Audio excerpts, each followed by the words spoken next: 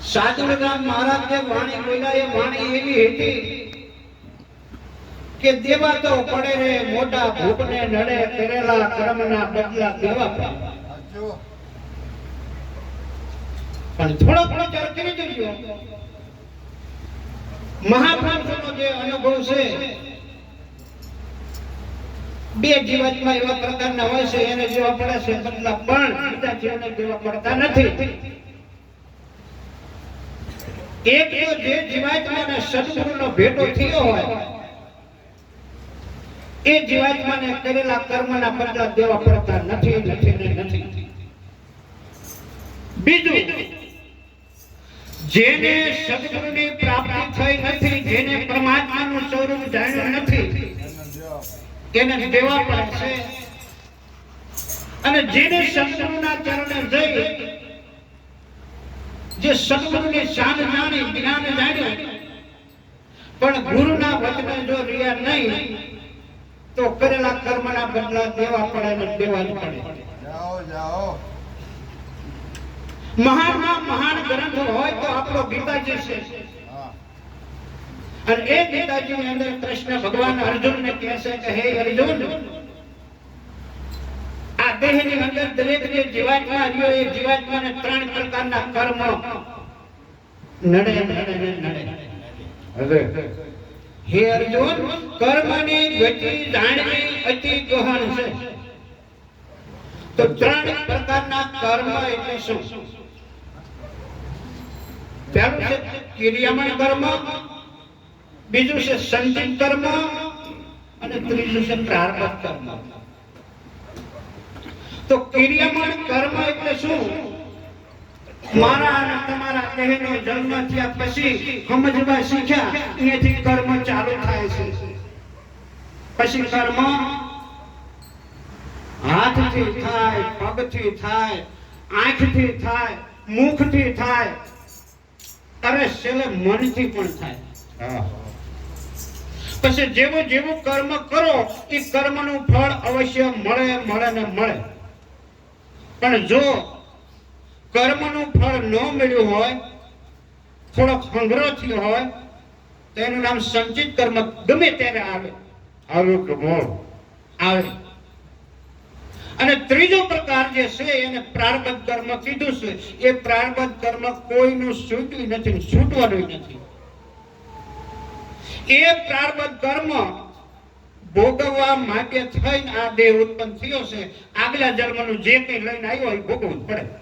પછી ભગત હોય તો બોલે, સંત હોય તો બોલે, ભિખારી હોય તો બોલે, ભક્તિ કરતા હોય તો બોલે, ન કરતા હોય તો બોલે, પણ આગલા જન્મનું જે કંઈ કર્મ પ્રારબ્ધ અનુસાર છે અવશ્ય ભોગવવું પડે. જો આપણા દેશની અંદર મહાપુરુષોનો જે અનુભવનો જ્યારે વિચાર કરશું, વાણીનો જ્યારે વિચાર કરશું ત્યારે આપણને ખબર પડશે મહાપુરુષો શું કહી ગયા હે. તેના બોધ સુણતા કરમ છૂટી જાય ગુરુજી એવા ગોતીએ. બોધ સુણતા કરમ છૂટી જાય ગુરુજી એવા ગોતીએ. નો જાય જબુકડીથી જામની પણ રવિ ઉગતા ન હોય રાત ગુરુજી એવા ગોતીએ. જો કોઈને એવા સમર્થ સદગુરુ મળી જાય અને જો એનો બોધ જેમ છે તેમ પોતાના હૃદયમાં ઉતરી જાય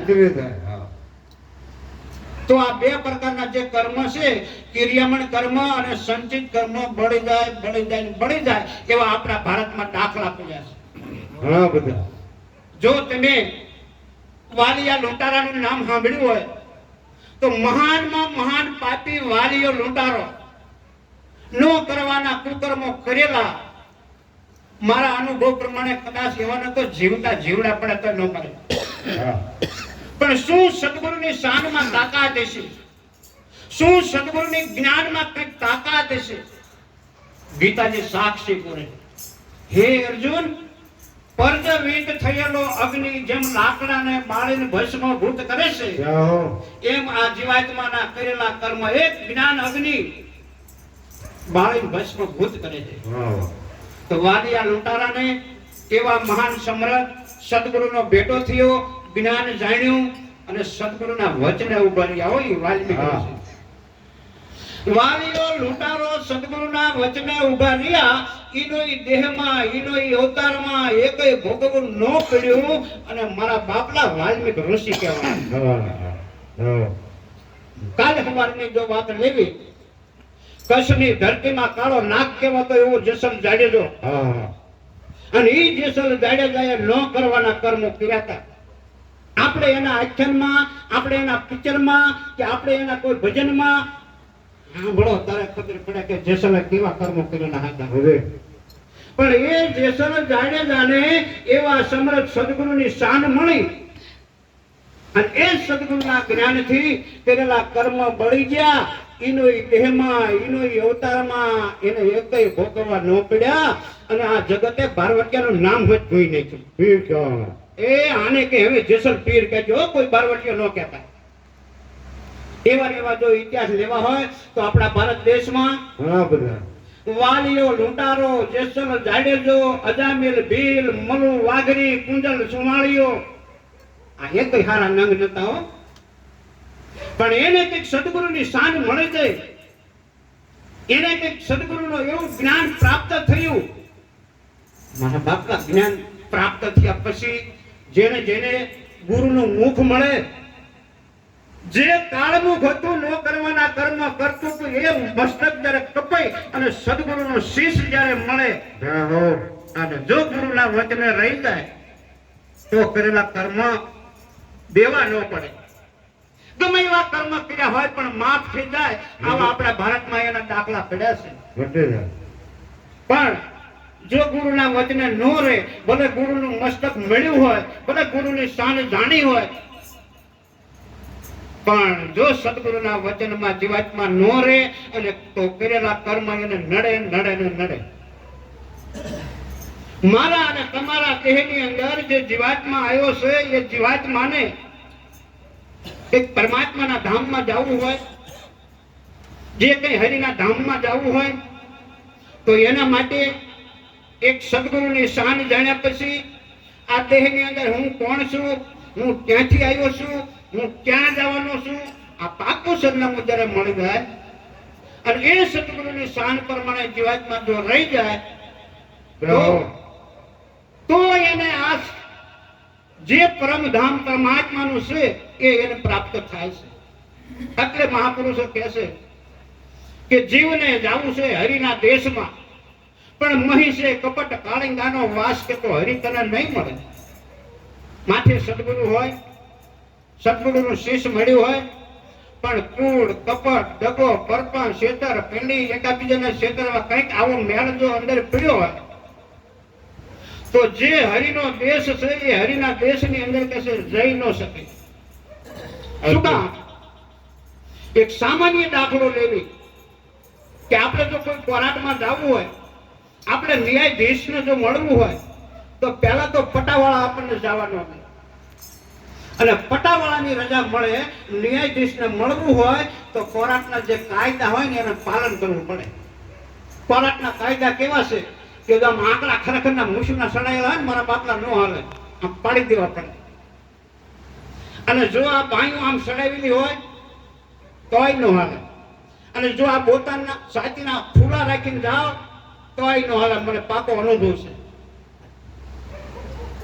ન્યાયાધીશને મળવું હોય એટલે ન્યાયાધીશ માણસ મારી તમારે રોકો એને મળવા જાય એ માણસ છે. તો માણાને મળવા જવું છે તો આટલા કાયદાનો અમલ કરવો પડે છે. આ જીવાત્માને હરિના દેશમાં જવું છે, પણ હરિના દેશમાં જવું હોય તો અંદર કપટ કાળિંગાનો વાસ જો પડ્યો હોય તો કે હરિના દેશમાં નહીં જાય કે બીજે છે ભૂલ્યો જાય છે. આઠે પહોર રહો નિજ દેશમાં. મને અને તમને સદગુરુ મહારાજે જે એક દેશ દેખાડ્યો છે, નિજ એટલે પોતાનો દેશ છે, બીજા કોઈનો નથી. આઠે પહોર રહો નિજ દેશમાં, કરો પ્રીતમ સાથે પ્રીત, આ હરિ તને નહીં મળે. આઠે પહોર સદગુરુની શાન, સદગુરુનો ઉપદેશ, એની અંદર જો સુરતા લાગેલી રહે તો એ આનંદ આનંદ ને આનંદ. એક કવિની અંદર શું કહેશે, પેલા સદગુરુએ જ્ઞાન તને આપ્યું, તો વતન તે ઉતાર્યું નહીં અંગ માય તો હરિ તને નહીં મળે. ટૂંકમાં વિચાર કરો કે એક માણસ જો દારૂ પીતો હોય અને દારૂનો એ પીધા પછી એના અંગમાં ઉતરતું હોય, નાડીમાં સડી જતું હોય અને પછી ભાન કેટલું ભૂલે એનો વિચાર કરો તો ખબર પડે. પછી જેવી રીતે એને હાલવું હોય ને એ રીતે હાલી ન શકે, પગ ફગે. એને બોલવું હોય પ્રમાણે બોલી ન શકે, વાણી ફગે. પછી જ્યાં એને હોવું હોય હોઈ ન શકે, આખું શરીર ફગે. ક્યાંક ખાંડામાં પીડ્યો હોય, ક્યાંક બજારમાં પીડ્યો હોય, એટલે આ કુટુંબનું હતી ભૂલી જાય કે કયા કુટુંબનો હું છું, એટલે આ કોનો દીકરો હું છું, મા બાપનું ભૂલી જાય. અને એવો બજારમાં પીડ્યો હોય, માથું ભમણતી હોય, તારે એના દેહનું ભાન નથી, કુટુંબનું ભાન નથી, મા બાપનું ભાન નથી, એક દારૂ પીવાથી. આ તો મારા બાપના સદગુરુનો અમીરસ પ્યાલો છે. અને એ સદગુરુનો અમીરસ પ્યાલો જો અંગમાં ઉતરી જાય તો આનો નેસો સડે સડે ને સડે. એવા સદગુરુએ જ્ઞાન તુજને આપ્યું, તે ઉતાર્યું નહીં અંગમાં. અંગમાં ન ઉતાર્યું, આ કઈને સાંભળીને એમ તો વી ગયું મારા બાપના જય સીતારામ. એટલે કે મેં ઉપદેશ લીધો પણ શું કરવાનું હતો એનું હાચું. તો આ જે કઈ સર્વત્ર સળ કપટ દગો પરપસ હરખ શોક મારું તારું આ જે કઈ થાય એ મનની અંદર છે. આ બધું મનની અંદર છે, એ મનને સમજાવવાનું છે. એટલે મહાપુરુષો શું કહે છે કે મને તમને સદગુરુની શાંતિ બધાની અંદર હરિ દેખાડ્યા છે. તો હરિ વિનાના વિચાર જે જે ઉપજે એ તો દેખીતો કાળ કહેવાય, હરિ તને નહીં મળે. એ તો કે જ્યારે તમે તમારા આ મનને સમજાવશો ત્યારે ઉરમાં આનંદ નહીં મળે. આ મનને જ્યારે તમે સમજાવશો ત્યારે જે પરમાત્માનો આનંદ છે, જે હરિનો આનંદ છે, એ પોતાને એટલો આનંદના ઉભરા આવશે કે ઘરની અંદર કે હગાવાલામાં કુટુંબમાં હરખના શોખના વાવાઝોડા આવે ને એમાં અસર ન કરે. હો મારા બાપના નકર વાવાઝોડા તો આપણે સંસારમાં પડ્યા છીએ એટલે બધી જાતના આવવાના. પણ જેનું મન પરમાત્માની હારે આમ લાગી ગયું છે એને કદાચ ખાસ કોઈનો એકલો એક દીકરો 15 વર્ષનો થઈને ઓફ થાય તો ભલે અને જીવતો હોય તો ભલે, એને આનંદ આનંદ ને આનંદ. શું કામ કે એ પરમાત્માની હારે જેનું મન લાગ્યું છે. એટલે મહાપુરુષો કહે છે કે જ્યારે તમે તમારા મનને સમજાવશો ત્યારે ઉરમાં આનંદ નહીં માય. આવા હરિ તને નહીં મળે. હરિ ક્યારે નહીં મળે કે જો આની અંદર કૂડ કપટ દગા પરપર છેતર પિંડી અનેક જાતનું આવરણ પડ્યું છે તો હે હરિ તને નહીં મળે.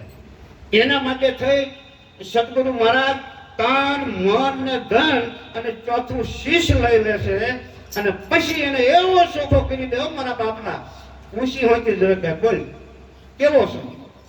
એટલે કોળીસો કણબીસો વાણીઓસો બ્રાહ્મણસો નાચ ગાજ કઈ નહીં રવા દે. નહીં મા બાપ, નહીં આકાર, નહીં કોઈ રંગરૂપ.